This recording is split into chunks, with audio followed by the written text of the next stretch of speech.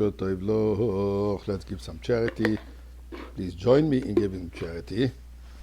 And when was the last time you were in Masada, or for that matter, in the Grand Canyons? The reason I'm saying this because I think it was my last time that I was in Masada. We went there with a tour, and the tour guide invited us to stand on one of the sides and scream, shout loud, make a loud sound. And the echo was so powerful that the guide said that in fact it's even more powerful than in the Grand Canyon. And he explained to us that when the zealots were up there on Masada and they were trying to fight off the Romans' onslaught on them, they would be making powerful sounds, and the noise reverberated in the whole area that frightened the soldiers there.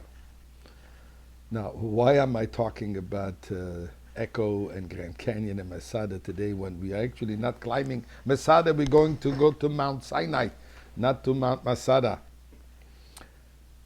The reason is because there's a very interesting medrash. Our sages tell us that when God pronounced the Ten Commandments, there was no echo.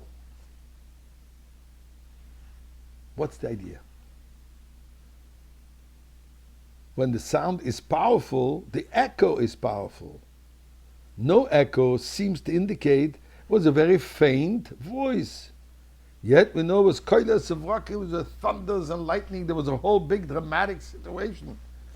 And it says that the voice was getting stronger and stronger and stronger. And we say it actually in the prayers of the high holidays. The sound of the shofar was powerful. The whole experience was the most powerful experience. What's the idea that there was no echo? So friends, what is an echo? An echo is when the sound hits a very firm wall. The firmer the wall, the harder the wall, the sound will reverberate. That's why we have certain fibers that we build in homes should be soundproof. What means it's soundproof?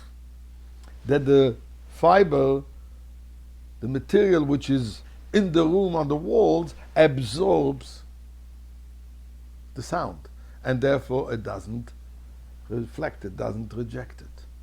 So what our sages tell us, that the sound of the Ten Commandments was so penetrating that there was no echo. We are told that in the time of Mashiach, in the time of redemption, Even Mikir Tizak, the stone of the wall will speak, will scream. What is it going to scream?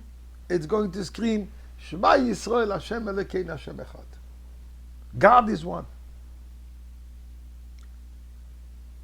Today, when we look at the world, when we look at the universe, we don't see godliness. We see a beautiful world. Some places more beautiful, some places, let's say, less beautiful. But we don't see the presence of God. It takes a moment of reflection to realize that the Universal Studios in Hollywood didn't happen just by itself one day it appeared. It needed a whole construction industry to put it up. So if this is true for the Universal Studios, how much more so it is true for the entire universe? It didn't happen by itself. So we realize there is a universe, there is a creator. But it takes a moment of reflection. It takes a moment of thinking. In the time of Mashiach, in the time of redemption, we won't have to think. It will be obvious. It will be palpable that the entire universe is created by God, is godly, and actually it's a godly manifestation.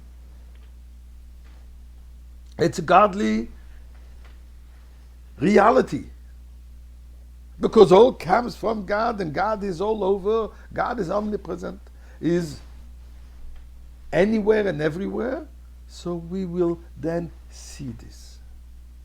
As it says in Malach says Hashem, the entire universe will be filled with the knowledge, with the presence of God.